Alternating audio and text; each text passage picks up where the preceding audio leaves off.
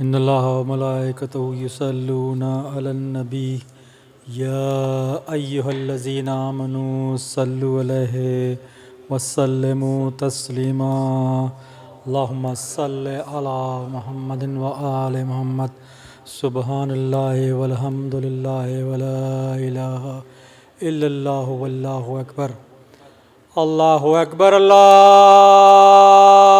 أكبر الله أكبر الله أكبر أشهد أن لا إله إلا الله أشهد أن لا إله إلا الله أشهد أن محمد رسول الله صلى الله عليه وسلم أشهد أن محمد رسول الله أشهد أن أمير المؤمنين وإمام المتقين عليا ولي الله أشهد أن أمير المؤمنين وإمام المتقين عليا حجة الله حي على الصلاة حي على الصلاة حي على الفلاح حي على الفلاح حي على خير الأعمال حي على خير الأعمال الله أكبر الله أكبر لا إله إلا الله لا إله إلا الله بسم الله الرحمن الرحيم اللهم اجعل قلبي بارا وعملي صغارا وشقارا ورزقا دارا ونادي أبرارا واجعل عند قبر النبي صلى الله عليه وآله وسلم مستقرا وقرارا برحمتك يا أرحم الراحمين اللهم صل على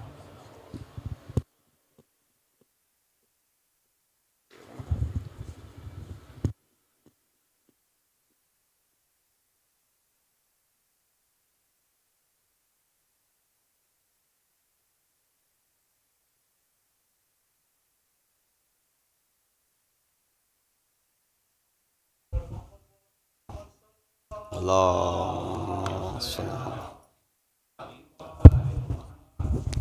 أعوذ بالله من الشيطان الرجيم بسم الله الرحمن الرحيم الحمد لله الذي كان موجودا قبل حدوث الأشياء ويبقى بعد فناء الأشياء تفرد بالأولية والقدم هو سمى كل شيء ما عداه بالفناء والعدم كما قال عز شان كل شيء هالك إلا وجهه وكل نفس ذائقة الموت وقال كل من عليها فان ويبقى وجه ربك ذو الجلال والإكرام سبحان من لا يخفى عليه اختلاف النيات ولا يعزب عنه معاصي العباد في الخلوات سبحان الله الذي منه خلقة العباد وإليه المعاد فمن يعمل مثقال ذرة خيرا يره ومن يعمل مثقال ذرة شرا يره نشهد أن لا إله إلا هو الملك الذي لا ينازع في ملكه ولا يضاد في حكمه يعذب من يشاء بما يشاء كيف يشاء ويرحمه من يشاء بما يشاء كيف يشاء تعذيبه المسيئين عدل وعفوه تفضل ونشهد أن محمدا سيد المرسلين وخير المبشرين والمنذرين صلى الله عليه وآله الهداة المهديين من ركب سفينتهم نجا واهتدى ومن تخلف عنها ضل فغرقه وهوى أوصيكم عباد الله بالاعتصام بالتقوى فإنه حبل متين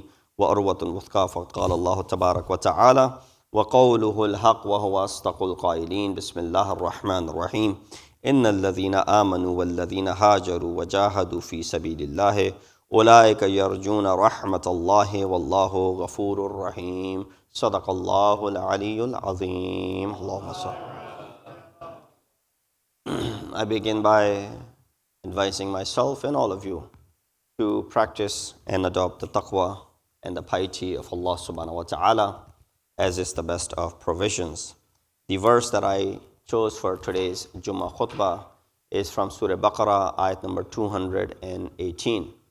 in which Allah subhanahu wa ta'ala addresses by saying, indeed, those who have believed and those who have emigrated and fought in the course of Allah, those expect the mercy of Allah, and Allah is forgiving and merciful. And the reason behind choosing this ayat for today's discussion is the hijrat, or the travel that many undertake in these ayyam. As you know, ayyam arba'een are close by, and all of our hearts are beating for Sayyid al-Shuhada. And many this year have the opportunity to go ahead and visit his shrine from the near and on the occasion of Arba'een. As one of the signs of a mu'min mentioned by the riwayat of our 11th Imam, Imam Hasan Askari alayhi salatu wasalam, in which Imam says, Khisalul mu'min khamsa, ta'firul jabeen, that Salatul Khamseen, 51 rak'at during the day, putting your forehead onto the khak of, khak-e-shifa, or putting on turbat of Sayyid al-Shuhada, wearing a ring, and doing the ziyarat of Arba'een. So one of the 4 or 5 things that Imam mentions is the ziyarat of Sayyid al-Shuhada on the day of Arba'een, the 40th. And therefore, many people are getting ready to leave for ziyarat. Many have already embarked on this journey. There are many recommended acts one should observe during this journey as they get closer to Aba Abdullah. There are many narrations that highlight the different aspect of ziyarat with specific adab. And therefore, I wanted to highlight some of these adab that are mentioned in the kalam of Masumeen alayhi wassalam. There's a hadith in this reference, and there are many ahadith, of course. The best book, if you want to refer to, under this section is Kamilul Ziyarat. Kamilul Ziyarat has, of course, the complete ziyarat in it, as well as it mentions the merits and the thawab of performing the ziyarat. And in this book, there's a hadith from our 6th Imam, Imam Ja'far as-Sadiq alayhi salatu wasalam, which is unique in a sense, that Imam recommends the following for the zawar of Sayyid al-Shuhada. Now, of course, there are 2 types of ziyarat. One ziyarat is that you are present there in person, those who have already traveled and they will be there. And for those of us who have not traveled, we will be doing the ziyarat from far away. This is mentioned that there are many times when a person is unable to make his presence be in the land of Karbala. Now Imam says that's not going to be possible for you every year. What you do, you go to an open ground, or back in the day, because people had the rooftop, you could get out on the rooftop, face in the direction of the haram of Sayyid al-Shuhada, and you recite the ziyarat. This is also as if you are doing the ziyarat of Imam Hussein. But nonetheless, those who are on this journey and have made it there or on the way there, this is especially for them. There's a person by the name Muhammad ibn Muslim who asks our 6th Imam directly. He says, when we used to go for the Hajj of Baytullah, we would ask your father, and he would tell us certain things that which we should remember when we are doing the visitation of Baytullah al-Haram. Now we're not going to Baytullah al-Haram. Is there anything recommended as far as the ziyarat is concerned? Imam said the similar things that are mentioned as far as the Hajj Baytullah is concerned, as far as your etiquettes and your adab and your well-being, similar could be transferred and looked at it from the ziyarat of Imam Hussein. Because it doesn't make any difference from that aspect that you are over there, the guest of Allah subhanahu wa ta'ala. Here also, in turn, you are guest of Allah subhanahu wa ta'ala in being the presence of Sayyid al-Shuhada. So Imam mentioned this lengthy hadith in which he says, يَلْزِمُكَ حُسْنُ الصَّحَابَةِ لِمَنْ يَصْحَبُكَ وَيَلْزِمُكَ قِلَّةُ الْكَلَامِ إِلَّا بَخَيْرٍ وَيَلْزِمُكَ كَثْرَةُ ذِكْرِ اللَّهِ وَيَلْزِمُكَ. And Imam began each of these recommendations with the word يَلْزِمُكَ. يَلْزِمُكَ, meaning it is lazim upon you. It is not obligatory, but close to the obligation. as it is sunnat muakkada, and it is highly, highly recommended. So what are these few things that Imam mentions? The first thing that Imam mentions, he says, يَلْزِمُكَ حُسْنُ السَّحَابَةِ لِمَنْ يَسْحَبُكَ, that good behavior with your companions. That of course, on this journey, majority of this time, this journey will not be undertaken individually. It is an ibadat which is done in congregation. And therefore, this is not just a small congregation, this will be one of the largest congregations in the world.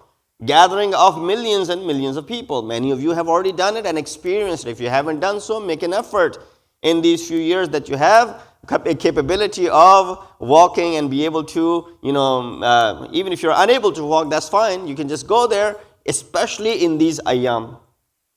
Therefore, Imam says, this is not going to be undertaken individually. It will be a matter which is done in congregation. So what should you do? Good behavior with companions. Paying attention to the Islamic values during any journey, and especially any journey of ziyarah, will make the travel more meaningful, sweet and attractive, as long as it is accompanied with what? Good behavior. Imam says one of these ethical values is good behavior with fellow companions. One who wants to fully benefit from their journey and be considered beloved of Allah subhanahu wa ta'ala must pay attention to this point. That while you are doing the ziyarat, you are out of your comfort zone. You're not at home. Not everything is available for you. You're not going to be sleeping on the best of the beds. You're not going to be provided for the best of the facilities. You're not going to be enjoying the best of the foods.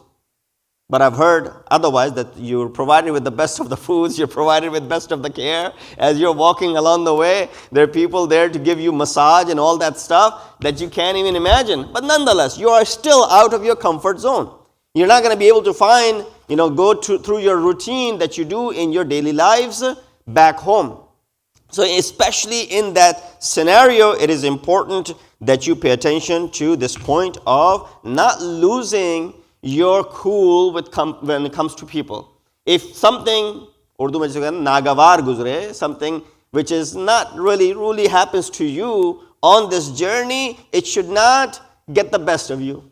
You should still be able to maintain the best behavior possible, overlooking and especially focusing the reason and the purpose that you are visiting this holy land. And that is to gain closeness and seek nearness to Sayyidul Shuhada, through which you're going to get closer to Allah subhanahu wa ta'ala. So during ziyarat, because of large crowds, congestion and limited resources, unforeseen problems arise which can easily disturb even the calmest people of all, let alone those who become annoyed right away.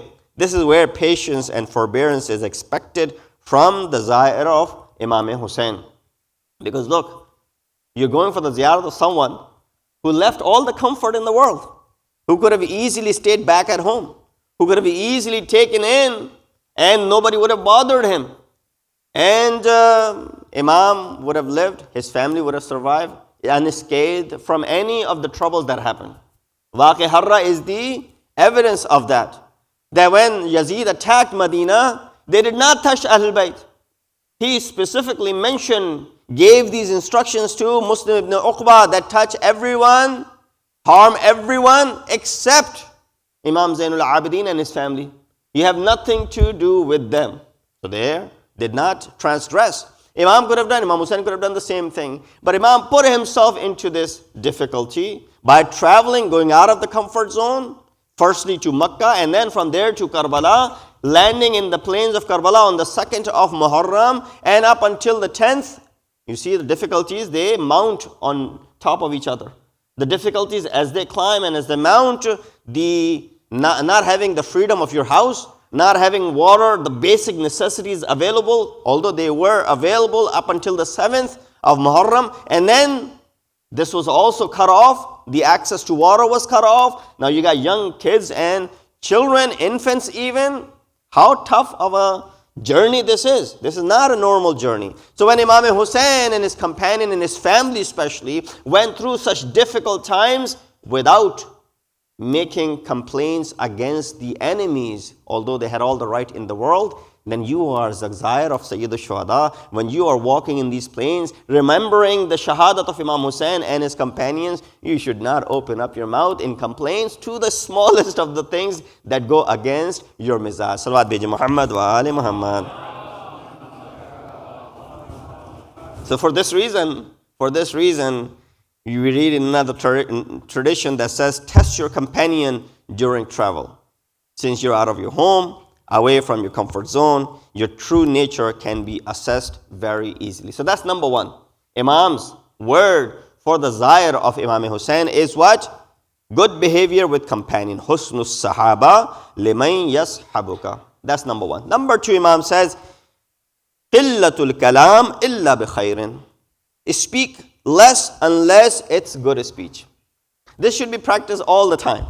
But especially when you are the Zair of Sayyid al-Shuhada. When we go to Makkah for Hajj and Umrah, a lot of people ask, because they have only a few days in their hand, what should we read? What should we recite? What are the du'as that are recommended while we are circumambulating the Kaaba? While we are walking between Safa and Marwa, while we're traveling this, don't read anything. There's nothing obligatory for you to recite when you are doing the tawaf of Kaaba. Just merely staring at Kaaba is ibadat. Similar is the case over here when you go for the ziyarat of Sayyid al-Shuhada. This ziyarat, that ziyarat, this version, Shaykh Tusi's version, Ibn Ta'us' version, this version. No. None of those ziyarat are obligatory. Yeah, of course, for people who are not there, we will be reciting it from far distance.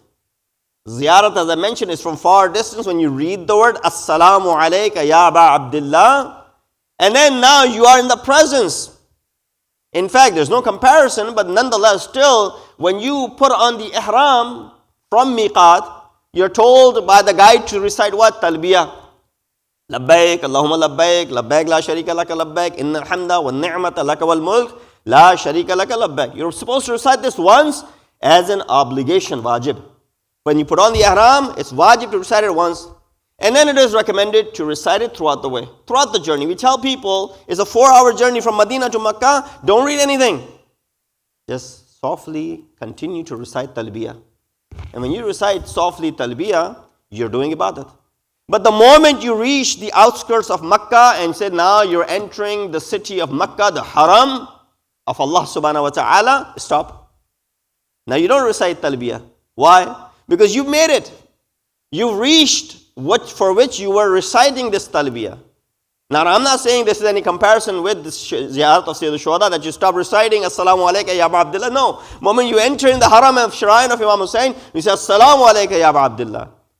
But you have made it. You have gotten to your destination. Therefore, even if you don't read anything, mere presence over there is serving as that substitute for your ziyarat. So speak less, even if it's unless it's good speech. So many of the things that we say during our free time, of course, has zero benefit and it's usually vain.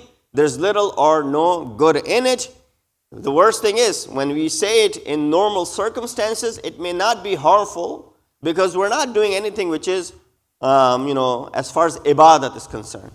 But when you say this stuff which is vain discussion during an ibadat, and that sacred recommended walk that people perform, going and stepping every step which is worth many umrahs and hajj towards Imam Hussein, imagine vain discussions during that time, which is against the true nature and the essence of the ziyarat of Imam Hussein.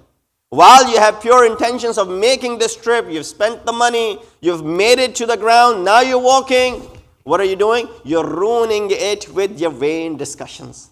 You're ruining it with falsifying things, maybe backbiting, maybe gossiping, and uttering stuff which is not allowed outside of the ziyarat of Sayyid al-Shuhada, let alone while you are on this sacred journey. Therefore, it is incumbent upon the Zair of Imam to control his tongue from useless speech. This travel is a great opportunity for one to purify the nafs. A lot of times people question, you go for the ziyarat of Imam Hussein, and many have hard time understanding this, although it is amazing that during this journey you find the local non-Muslim Iraqis non-Shia Iraqis, they come for the ziyarat as well. They understand the value of it. But outside of Iraq, the non-Muslims, or I'm not really speaking about non-Muslims, but non-Shia, and especially those who have some sort of ties and attachment with the Wahhabis, say, well, this is bid'at. Why go for the ziyarat? Not understanding the real value of it. If they did, Baqi would not be what it is today. If they understood the value of ziyarat, Jannatul Baqi would live up to its name, Jannat. Not a kharaba, not a destroyed place. It would have been a Jannat on this land. But they've destroyed it because they don't believe in visitations and ziyarat. Why? It's a matter of shirk for them. You do ziyarat of Allah only. Anything other than Allah, it is shirk. Not understanding. And I'll give examples so that our folks understand how to respond to it. We're all fallible human beings. We all make mistakes. I'm sure as we come and go during our visits to masjid and out, there might be words uttered that are questionable. But the moment you are sitting in this gathering right here, the first 6 rows, by the way, are the sigha upon which masjid is recited, and they're considered to be masjid. The rules of masjid are followed here in the first 6 rows. So if you are within these first 6 rows and the 2 rows in the ladies, you need to observe the rules of masjid. Meaning what? Not making it najis. You shouldn't make it najis anyway, the other parts of the masjid and Imam Baraga. But this is where it becomes what? Haram. And if something does become najis by accident, you need to purify it right away. To the extent that if you are praying a wajib namaz, masjid becomes najis, you should try and purify it while you're praying, multitask. And if there's plenty of time in namaz and it's not becoming qaza, you should break your prayer, purify the masjid, then go ahead and pray. These are fiqh laws. This is how sometimes the laws differ from any other place than the masjid. So just imagine when you're sitting in a masjid, when you are doing the ibadat of Allah subhanahu wa ta'ala, the last thing on your mind is mischief. The last thing on your mind is vain talk. The last thing on your mind is corruption. The last thing on your mind is to, na'udhu billah, do or commit any haram. Why? Merely in the presence and the ambience of masjid. Nothing else happened. You walked into this place. This place has that ability to keep all of those illicit thoughts away from you. See how subtly, no one forced it. The only thing we are forcing in these ayyam is to wear the mask, nothing more than that. We're not telling you not to lie, not to do ghibat, not to hurt anyone. Of course, all those things are understood. But are we actively stopping someone from doing any of those things? No. The only thing we're asking is to put on the mask, nothing more than that, because of COVID, even that. So with this understanding, why is it that you are now all of a sudden vigilant and you care when you walk into this place to refrain from anything? Are you closer to Allah subhanahu wa ta'ala in this masjid? No, Allah is everywhere. He's closer than your jugular veins. Even when you're at your home, Allah is with you. So it's not like you've gotten closer to Allah subhanahu wa ta'ala, no, but the house which is associated with Allah subhanahu wa ta'ala brings this ambience upon itself, that when you walk into that sanctuary, you right away have this thought in your mind that the last thing should be anything to disobey Allah subhanahu wa ta'ala. Although when we walk outside, it's also be the last thing on our mind to disobey Allah subhanahu wa ta'ala, but we're not as careful when we are outside of the mosque. Guess what? When you are in the presence of Imam Hussein in the Zari, in the Qubba, in the Haram of Sayyid al-Shuhada, the last thing on your mind is also that. You are now approaching in that sanctuary where you're getting closer to the Imam of Hurriyat, Imam of freedom, Imam who brought about an inqilab. So when you walk into his gathering, inqilab comes into you as well, and that is the purpose of doing this visitation of Sayyid al-Shuhada. Salawat biji Muhammad wa ali Muhammad.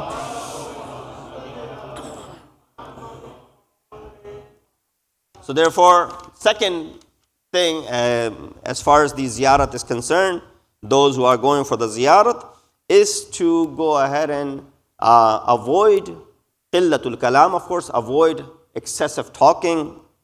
The right of ears is to keep them pure from listening to backbiting and that to watch which is unlawful to listen to.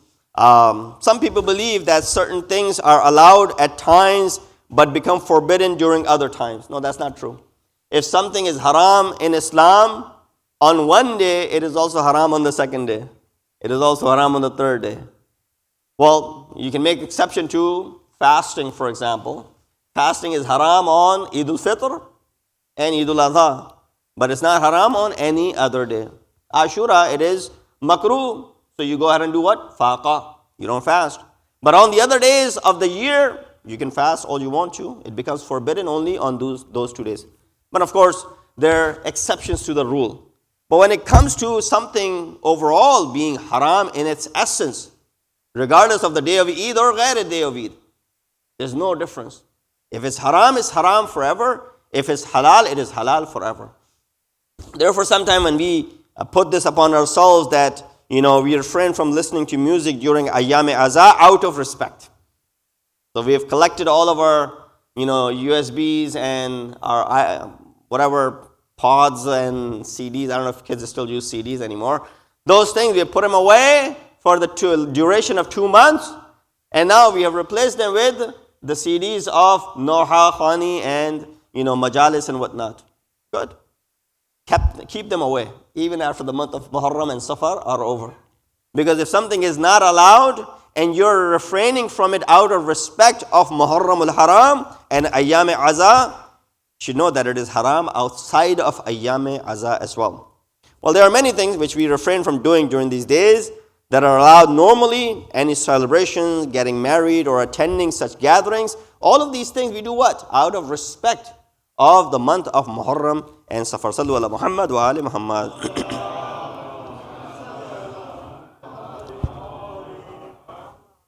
And then of course, on the contrary, it is possible that certain things to become haram on special occasions, as I mentioned before in the example that I had given, that would be halal normally. For example, talking, speaking, smiling, laughing, eating are all, halal actions. There's nothing wrong in eating and talking and laughing. But the moment I will say Allahu Akbar, Takbiratul Ihram, laughing, talking, and eating become what? Haram as well. So those are things which are, of course, don't conflate when I mentioned earlier that if there's something which is haram in Islam for one day, it'll be haram on the other days as well. So these are the 2 recommendations. Number 1, good behavior with companions, husnul sahaba. Number 2, qillatul kalam illa bi khair. Those who are going for ziyarat or have already gone for ziyarat, to speak less unless it is useful. Number 3, kathratu dhikrillah. Remembering Allah and doing the dhikr of Allah often. If you do need to speak, this is actually the continuation of the previous recommendation by our 6th Imam, Imam Ja'far as-Sadiq alayhi salatu wasalam. Now, dhikr and the remembrance of Allah has constructional effect and effects on our souls and ethics as well. Why? Especially during ziyarat, when a person is in the close vicinity of awliya Allah, already your hearts are softened. It illuminates the heart, provides comfort, instills fear of disobedience of Allah subhanahu wa ta'ala. Forgiveness from sins and knowledge and wisdom are some of the effects of doing the dhikr of Allah. A lot of time you see people, they do the dhikr, and of course a lot of these azkar are only recommended, via tasbih or via other ways. But nonetheless, when you are, in the vicinity of Sayyidul Shuhada, when you are in Kaaba or Medina or any other place where you are visiting the awliya Allah, the best thing is to go ahead and do the dhikr of Allah subhanahu wa ta'ala. Why? I don't have time to go in the details of it. Every dhikr has a different and variety of effects. There are certain azkar of Allah subhanahu wa ta'ala, the remembrance of the favors of Allah cause us to thank Him.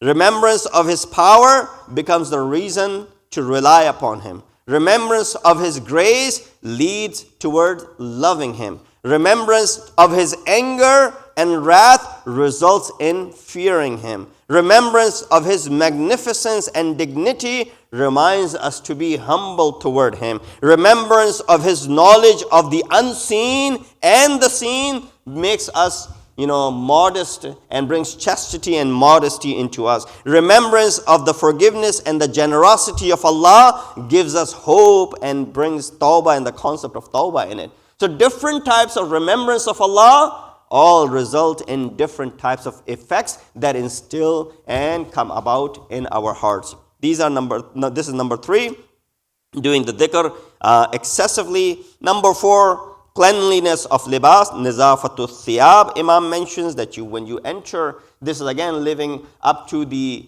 sunnat of Jabir ibn Abdullah al-Ansari. As he made it to Karbala, the first and the foremost thing that he did, he performed the ghusl in Furad, and then after that he put on the new clothes before approaching the grave of Sayyidul Shuhada, to the extent that Atiyah Ufi said, "Oh Jabir, you've made such a long journey, and now that you have arrived, you are on the brink of the ziyarat, you're taking your sweet time. You're doing the ghusl, you're putting on this clothes. I would be rushing to do the ziyarat of Imam Hussein." And therefore Jabir explains the reason behind going through all of these things, as is recommended in the kalam of Masumin as well. And number 5 is, of course, performing ghusl before entering the marqad of Imam Hussein. These are the 5 things. There are actually more things that Sixth Imam has mentioned in this riwayat of Kamilul Ziyarat. Recommendation for those who are embarking on this journey, those who are still on their way, and those who are leaving in the next day or two. Remember these 5 things as recommendation from Sixth Imam. Number 1, good behavior with companions, those who are your companions during this journey. Number 2, speak less unless it's a good speech. Make sure that you utilize your time and your tongue properly. Number 3, remembering Allah and doing the dhikr often. Number 4, cleanliness. And number 5, performing ghusl before you enter. We ask Allah subhanahu wa ta'ala to give us the tawfiq and ability to be the zair of Sayyidul Shuhada. We ask Allah subhanahu wa ta'ala to give us a tawfiq and ability to be the zair of Imam Hussein with ma'arifat of Imam Hussein alayhi salatu wasalam. We ask Allah subhanahu wa ta'ala that those who have not been able to do this sacred ziyarat, may Allah give them the opportunity in the years to come.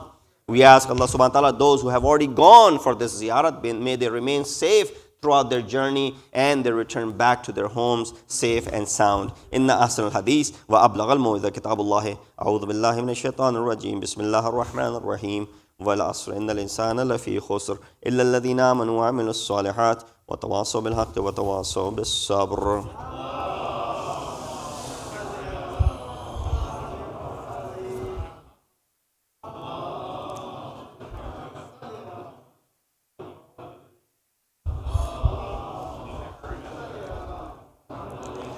بسم الله الرحمن الرحيم الحمد لله الذي لا إله إلا هو الحليم الكريم غافر الذنب وقابل التوب وهو الغفور الرحيم سبحان من سبقت رحمته غضبه وبسط اليدين بالرحمة سبحان من لم يكلف نفسا إلا دون وسعها فعن السيئات ولم يجاز بها سبحان من لا يزداد ولا معصي بعد إلا كرم وجود ولا كثرة الذنوب إلا عفوا وصفا نشهد أن لا إله إلا هو لطوف على العباد بجوده ولفاض المظلمين بحلمه ونشهد أن محمدا نبيه وحبيبه سيد المرسلين وشفيع المظلمين بعثه رحمة للعالمين ألا قد أمركم الله في محكم كتابه بالصلاة على نبيه وحبيبه فقال تعليما لكم وتشريفا لصفيه إن الله وملائكته يصلون على النبي أيها الذين آمنوا صلوا عليه وسلموا تسليما.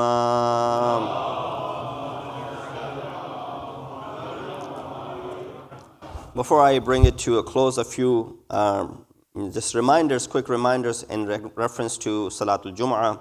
As we don't get to come to this every week, and those who are punctual in this, they are aware of some of these rules, and maybe those who come once in a while when they get an opportunity off from their work, so they come and perform this salat, which is highly, highly recommended.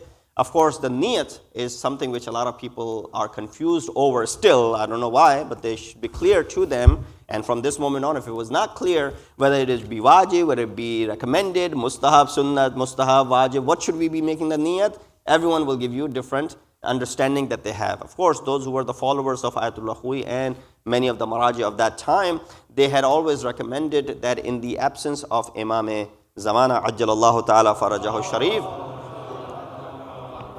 Because in the presence of Imam, the Imam-e-Jamaat, Imam of the prayer will be selected by Imam, and therefore when of course when Imam arrives, he will have time. There will still be namaz-e-Jum'ah happening all over the world, and the people who will be leading Jum'ah will be appointed by Imam. And when you're appointed by Imam-e-Ma'soom, then that big Jum'ah becomes wajib-e-aini. That means you won't have any opportunity to say, well, today I can't come to Jum'ah. Instead, I'll just go ahead and do namaz-e-Dhuhr. At that point, there won't be that opportunity. Right now, you have the choice in the absence, because people like me are not appointed by Imam-e-Zamana to lead the Jum'ah. So therefore, there is no obligation. And that's why many of the Maraji in the past, they would always say, when you pray Jum'ah, pray with the intention of istihbab. And after that, you go ahead and pray your Dhuhr. But Ayatollah Sistani, majority of you are the followers of Ayatollah Sistani, he says you pray namaz-e-Jum'ah with the intention of wajib,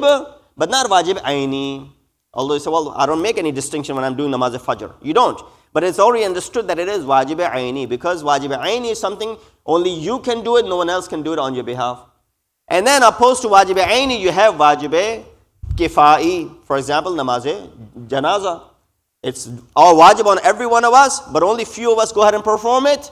It's no longer wajib on the remaining people. So it's called kifai, meaning some people did kifayat, sufficient, that prayed. And then you have wajib ikhtiyari.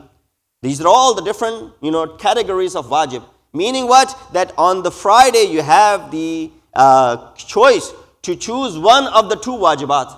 Either you choose Salatul Dhuhr as your wajib, or you choose Namaz-e-Jum'ah as your wajib. But of course, when you come for Salatul Jum'ah, it is better to go ahead and pray Namaz-e-Jum'ah. So when you come here, you make the intention that I pray Namaz-e-Jum'ah, wajib qurbatan ilallah. And the back of the mind, the intention is wajib ikhtiyari, because you have the ikhtiyar today to do Dhuhr or Jum'ah.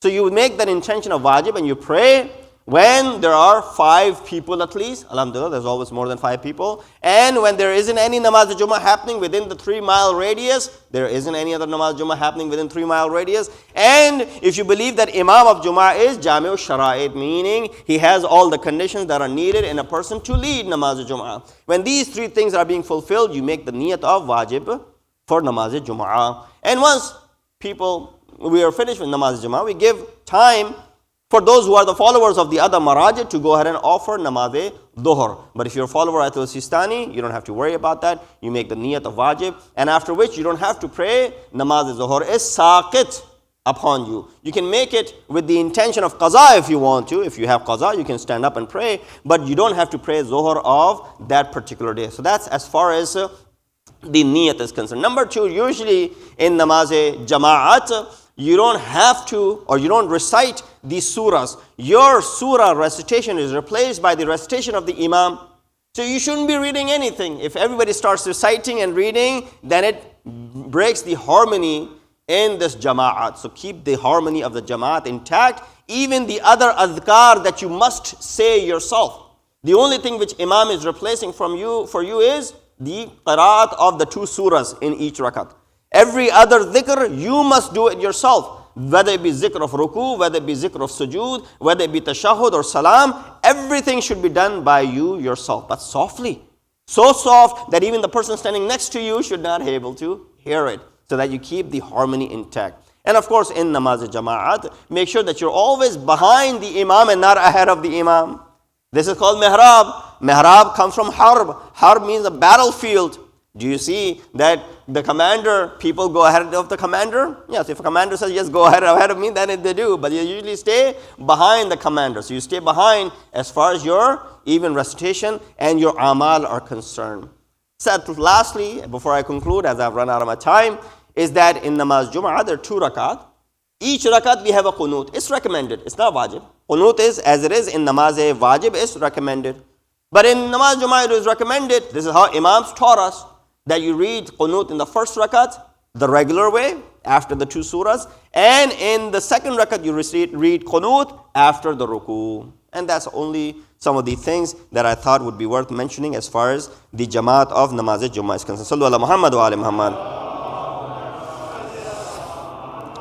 اللهم صل على سيد المرسلين وشفيع المذنبين نبينا محمد صلى الله عليه وآله وإمام المسلمين وقائد الغر المحجلين أمير المؤمنين علي بن أبي طالب صلوات الله عليه وسلامه عليه وسيد النساء العالمين وخاتم النبيين سيدتنا فاطمة بنت رسول الله صلوات الله عليها وعلى حسن المجتبى وعلى الحسين الشهيد بكربلاء وعلي بن الحسين ومحمد بن علي وجعفر بن محمد وموسى بن جعفر وعلي بن موسى ومحمد بن علي وعلي بن محمد والحسن بن علي عليهم الصلاة والسلام. اللهم صل على مولانا صاحب الزمان ما هي آثار البدع والطغيان هادم أمنية الشرك والنفاق حاسد فروع بغي الشقاق صلوات الله وسلامه عليه وعلى آبائه الكرام اتصلت الليالي والأيام. اللهم عجل فرجا وسهل مخرجا واكحل ناظرنا بنظرة منا إليه واجعلنا من المستشهدين بين يديه وتفضل على أمراء المؤمنين بمزيد التوفيقات وازدياد الإقبال وعلو الدرجات. اللهم افعل بنا ما أنت أهله ولا تفعل بنا ما نحن أهله بجاه محمد وآله المعصومين صلوات الله عليهم أجمعين. من يذكر فتنفذ ذكر ان الله يأمر بالعدل والإحسان وإيتاء ذي القربى وينهى عن الفحشاء والمنكر والبغي يعظكم لعلكم تذكرون.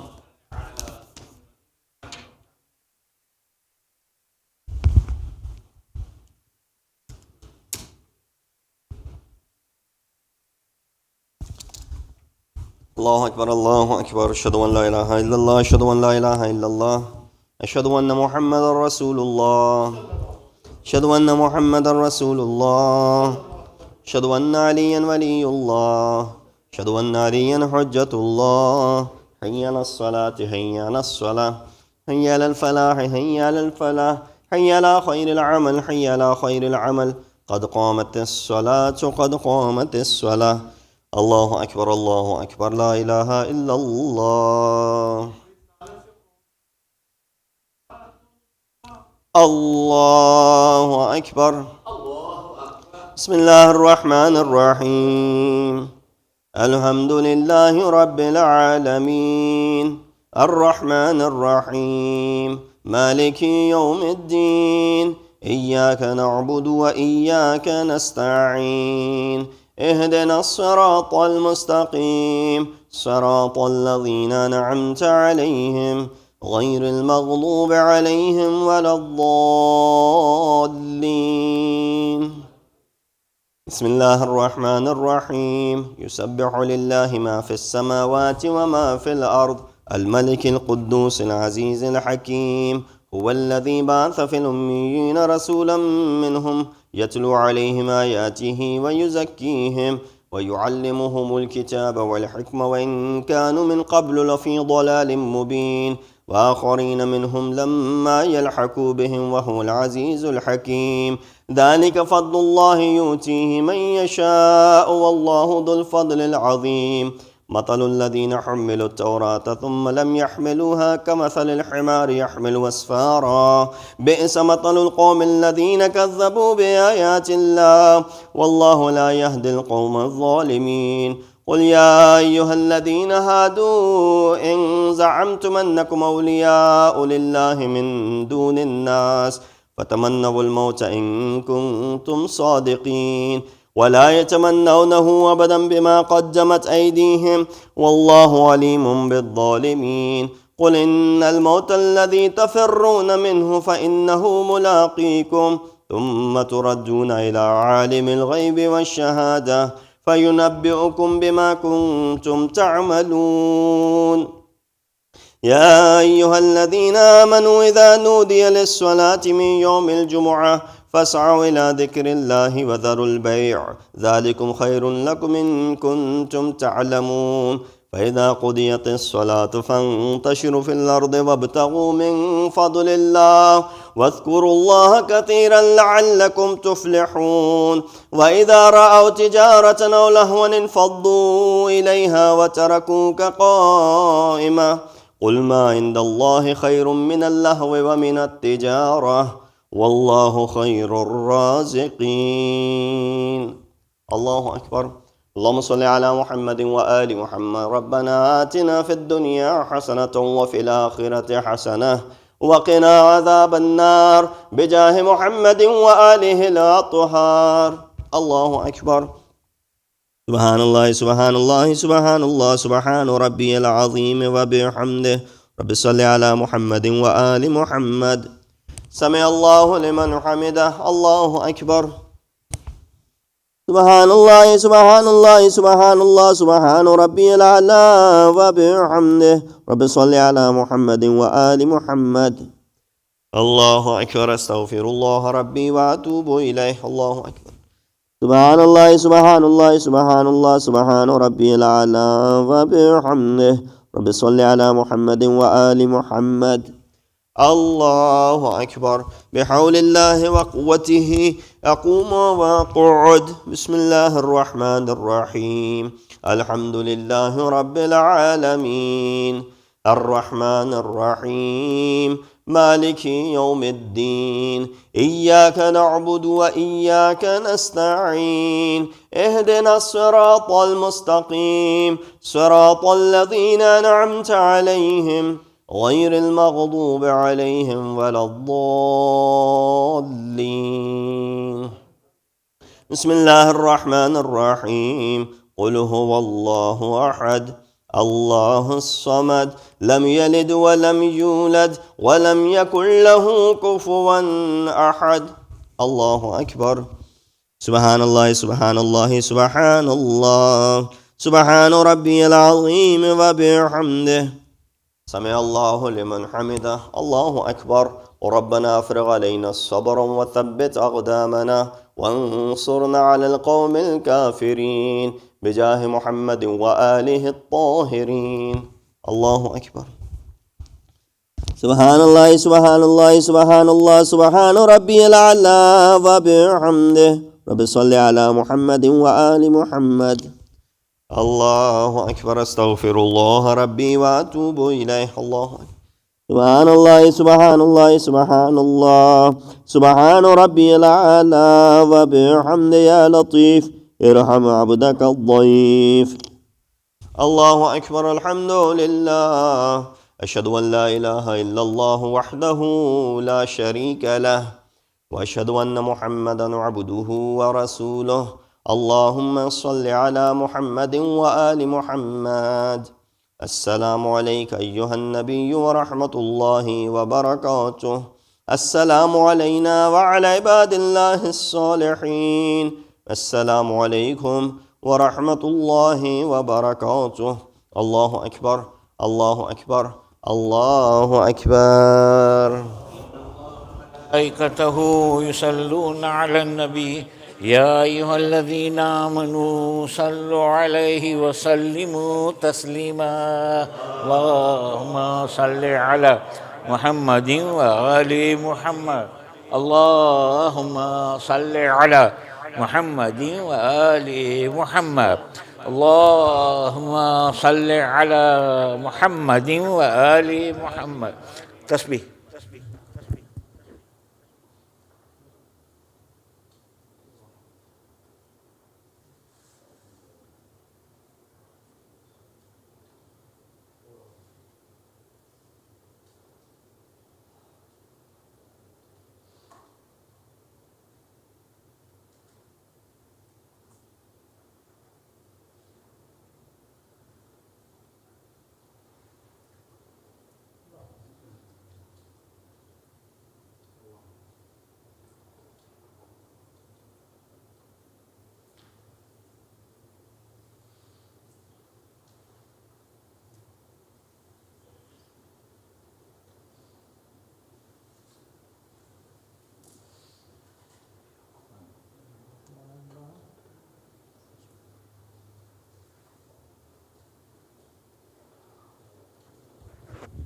بسم الله الرحمن الرحيم. أستغفر الله الذي لا إله إلا هو الحي القيوم الرحمن الرحيم ذو الجلال والإكرام وأتوب إليه.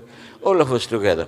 بسم الله الرحمن الرحيم. اللهم كن لوليك الحجة لابن الحسن صلواتك عليه وعلى آبائه في هذه الساعة وفي كل ساعة وليا وحافظا وقائدا وناصرا ودليلا وعينا حتى تسكنه أرضك طوعا وتمتعه فيها طويلا برحمتك يا أرحم الراحمين.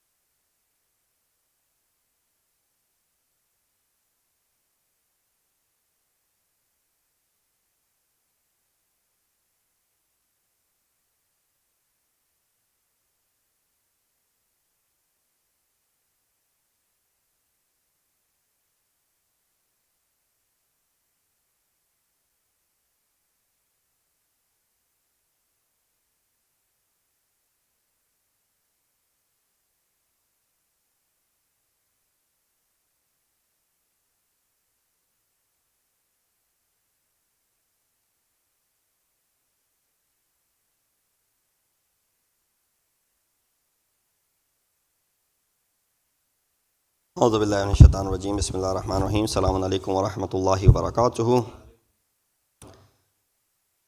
Let's recognize the sponsors for today's Jumu'ah lunch. It is Mr. and Mrs. Bakhar Rizvi. Please recite a Surah Fatiha for their deceased relatives as well as yours. Surah Fatiha. Bismillah ar-Rahman ar-Rahim. Alhamdulillah Rabbil Alameen ar-Rahman ar-Rahim. Maliki yawmiddin. إياك نعبد وإياك نستعين اهدنا الصراط المستقيم الصراط الذين أنعمت عليهم غير الضالين.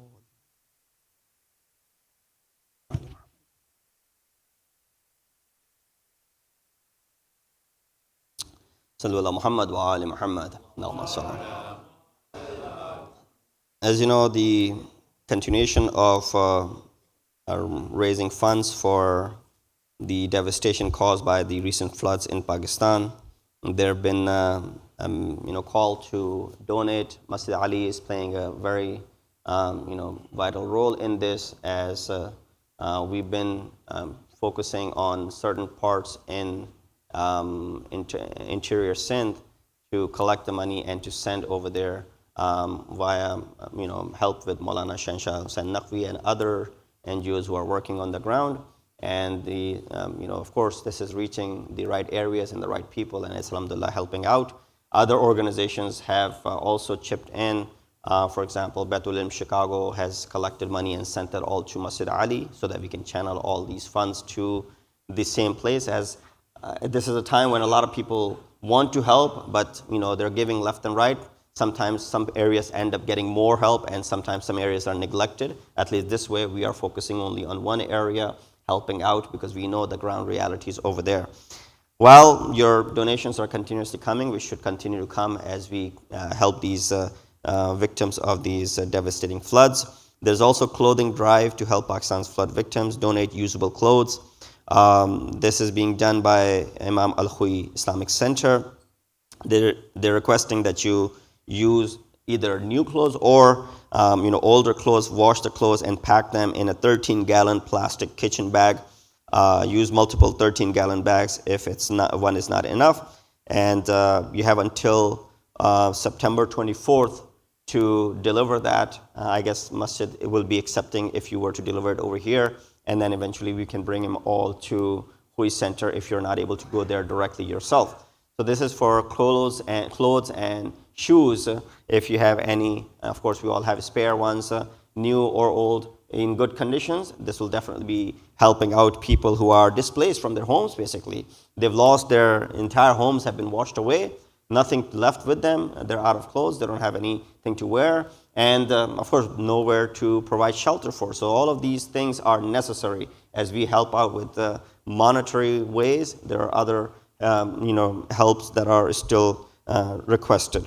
That is as far as that announcement is concerned. So you have until September 24th before they ship out all of these supplies. So if you have anything, bring it, and inshallah, keep in mind in a 13-gallon black garbage bag, restore it in there. That's how they will be transporting it. If it comes in anything else, then of course we'll provide, but it is highly recommended that you do it in this way so that it eases the difficulty of transferring. Jehlum Majalis, inshallah, in this center will start from September 14th, right? September 14th, Wednesday, September 15th, September 16th, and September 17th, which will be the day of Arba'een. This four series of Majalis will be addressed by Sayyid Ahmed Qazwini. And inshallah, you will join. More details of it will go out. The flyer and the email will inshallah come out in this weekend. Tomorrow being Saturday, start your day correct. Start it in the right way by coming to Namaz-e-Fajr, 5:30 a.m. Inshallah, we'll have Salatul Fajr, followed by Quran Halqa recitation, and then we have hot breakfast. Similarly, on Sunday, we have Fajr Salat, 5:30, followed by Dua Sabah and Ziyarat Ashura, and inshallah, we will have the breakfast served as well. Let's recite at the end Dua Sehat for all of those people who are in need of dua, those who are suffering, struggling, going through difficult time.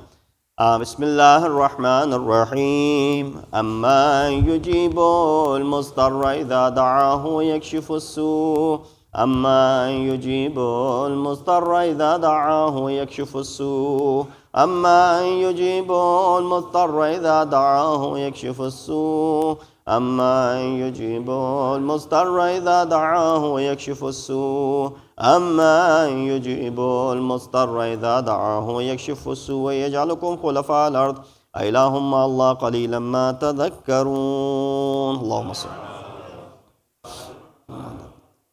Let's proceed to Salatul Asr.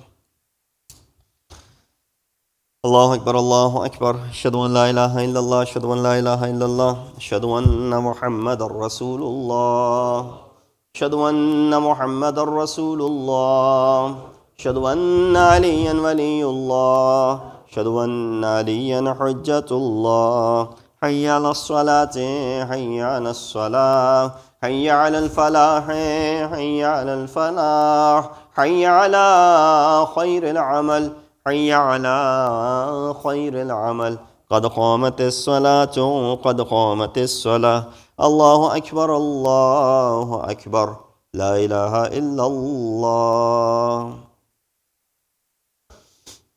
الله أكبر بسم الله الرحمن الرحيم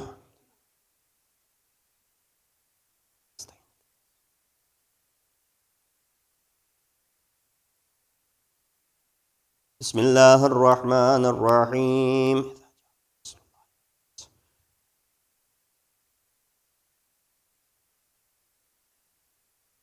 الله أكبر سبحان الله سبحان الله سبحان الله سبحان ربي العظيم وبحمده سمع الله لمن حمد الله أكبر سبحان الله سبحان الله سبحان الله سبحان ربي الأعلى وبحمده الله أكبر أستغفر الله ربي وأتوب إليه الله أكبر سبحان الله سبحان الله سبحان الله سبحان ربي الأعلى وبحمده الله أكبر بحول الله وقوته يقوم ويقعد بسم الله الرحمن الرحيم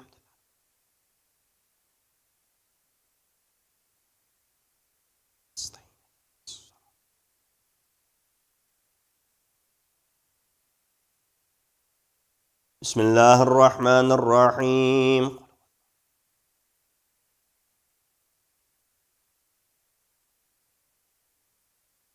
الله أكبر. اللهم صل على محمد وآل محمد. ربنا اغفر لي ولوالدي وللمؤمنين يوم يقوم الحساب. اللهم صل على محمد وآل محمد. الله أكبر. سبحان الله سبحان الله سبحان الله سبحان ربي العظيم وبحمده. سمع الله لمن حمد. الله أكبر.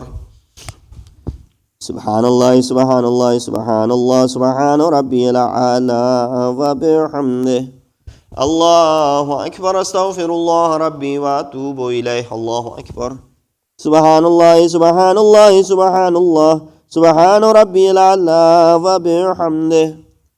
الله أكبر. الحمد لله. أشهد أن لا إله إلا الله وحده لا شريك له وأشهد أن محمدا عبده ورسوله.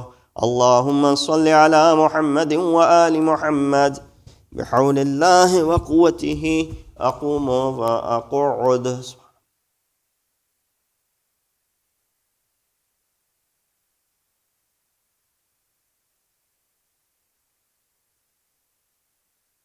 الله أكبر.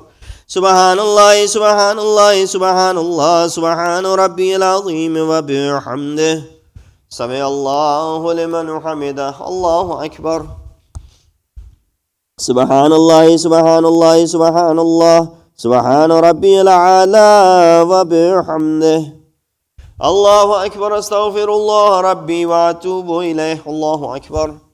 سبحان الله سبحان الله سبحان الله سبحان ربي الأعلى وبحمده. الله أكبر. بحول الله وقوته يقوم وأقعد.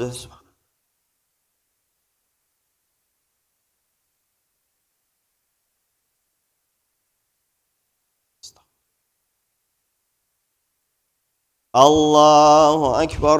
سبحان الله سبحان الله سبحان الله سبحان ربي العظيم وبحمده. سمع الله لمن حمده. الله أكبر. سبحان الله سبحان الله سبحان الله سبحان ربي الأعلى وبحمده. الله أكبر. أستغفر الله ربي وأتوب إليه. الله أكبر. سبحان الله سبحان الله سبحان الله سبحان ربي الأعلى وبحمده. يا لطيف ارحم عبدك الضيف. الله أكبر. الحمد لله. أشهد أن لا إله إلا الله وحده لا شريك له وأشهد أن محمدا عبده ورسوله. اللهم صل على محمد وآل محمد. السلام عليك أيها النبي ورحمة الله وبركاته. السلام علينا وعلى عباد الله الصالحين. السلام عليكم ورحمة الله وبركاته. الله أكبر. الله أكبر. الله أكبر. ملائكته يصلون على النبي يا أيها الذين آمنوا صلوا عليه وسلموا تسليما. اللهم صل على محمد وآل محمد. اللهم صل على محمد وآل محمد. اللهم صل على محمد وآل محمد. تسبيح.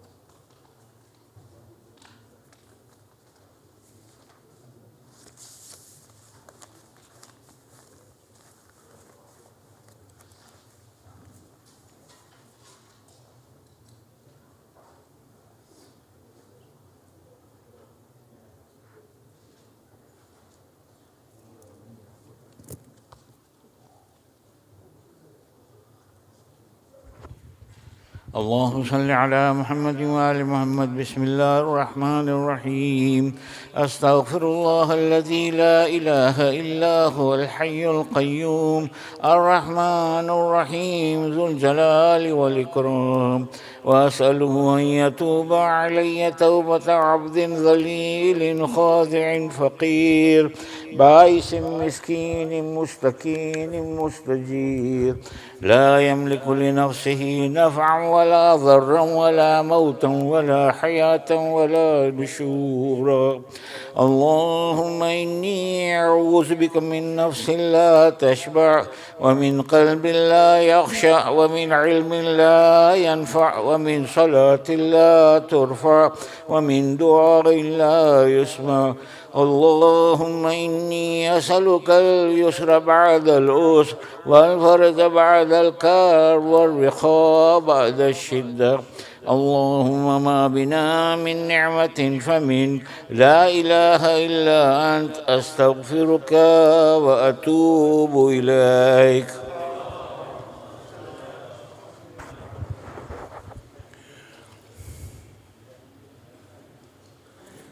Mutawajjah Ziyarah today recite the Ziyarah of Junab Sakina bint Lusan tonight the Shab Shahadat. Bismillahir Rahmanir Rahim.